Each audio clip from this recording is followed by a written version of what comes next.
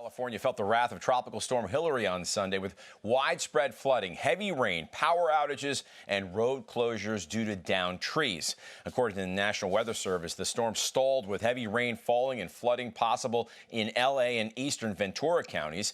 Daily rainfall records were broken, reportedly, in downtown L.A., at Long Beach Airport, and at LAX. The record-setting two-day total in eastern L.A. County was 4.32 inches of rain. And while the preparations were underway for Hilary, an earthquake struck the area Sunday afternoon. The 5.1 magnitude quake hit the Ojai area of Southern California. There are no reports yet of injuries or damage. A Hawaiian company said their request to divert water to fight the catastrophic wildfire last week was delayed several hours by a government agency led by a man who pushed for water equity and wanted to consult with local farmers before making any decision. The West Maui Land Company manages several agricultural and residential subdivisions, including water jurisdictions, according to an August 10th letter. The day of the Lahaina fire, the land company requested permission from the Department of Land and Natural Resources to divert stream water to reservoirs so frontline firefighters could have additional water to fight the growing blaze. The DLNR's Commission on Water Resource Management responded to the request by invoking conversations with downstream farmers to clear the move. Now, by the time the request was granted, it was too late. The fire was burning out of control. It had shut down a key roadway, making it impossible to reach the siphon, which would have diverted the water to firefighters. Consequently, fire crews ran out of water.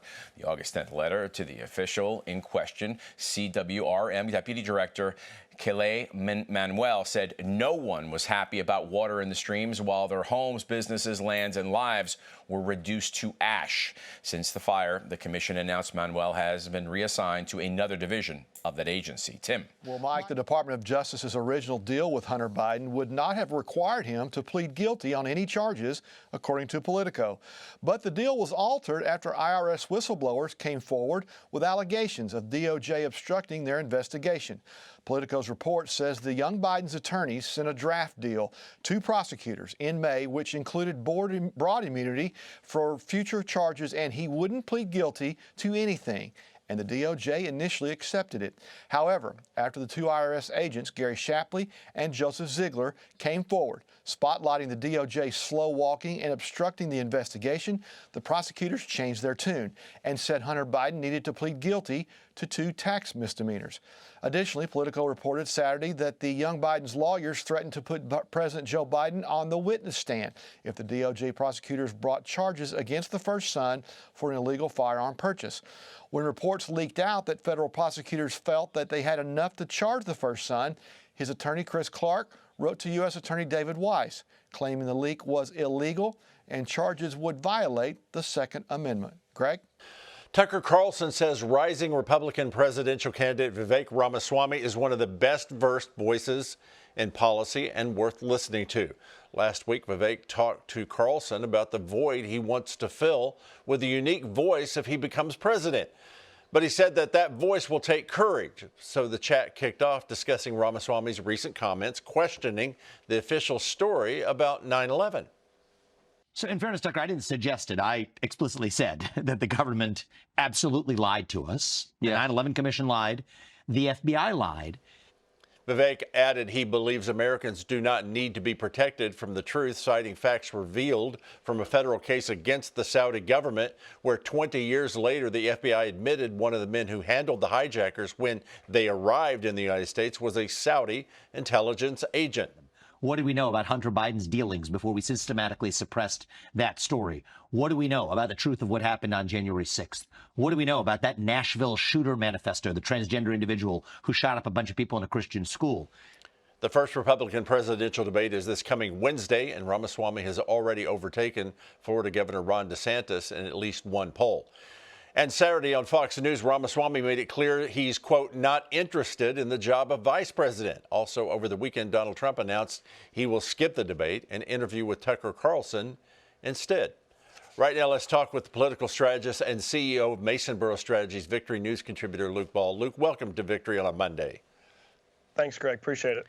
More and more information is surfacing about the sweetheart deal the Department of Justice made or was trying to make with Hunter Biden. Now we have Hunter's attorneys saying they would call the president in to testify if they charge their client with certain crimes. Luke, what is going on in this? You know, Hunter Biden's career is kind of like an Easter egg hunt of criminal activity. And I think that it's important that we look to Joe Biden. Remember how we've gone from 2019, Joe Biden saying, I had no discussions with my son over his business dealings in Ukraine or of his business dealings whatsoever. And now we have found out that Joe Biden used 3 separate email aliases in order to communicate, and on one occasion was looped in on an email with his son, Hunter Biden, to his son, discussing the vice president's schedule with the president of Ukraine while Hunter Biden sat on the board of Burisma, a Ukrainian energy company. You know, maybe I wouldn't be so worried about this, except maybe, I don't know, we're sending $113 billion to Ukraine. We're sending $60 billion. Joe Biden's calling for it, while the families of Maui and Hawaii are only getting $700 each. It seems as if he might be paying some sort of a blackmail ransom in order to stay above board with his advantageous political strategy. That's an interesting take on the whole Ukraine thing. Luke, Tucker Carlson interviewed Vivek Ramaswamy on Twitter last week and questioned the veracity of the 9/11 Commission, the FBI. Here it is again. I'm asked a question, and I answer honestly based on the facts. I don't think they would have come for me if this was false, if this was ludicrous. Of course. Lying is never punished. Lying is never punished. But it's speaking the truths you're not supposed to speak. That's what actually attracts the immune response. So is Vivek's honesty still the best policy for his presidential campaign?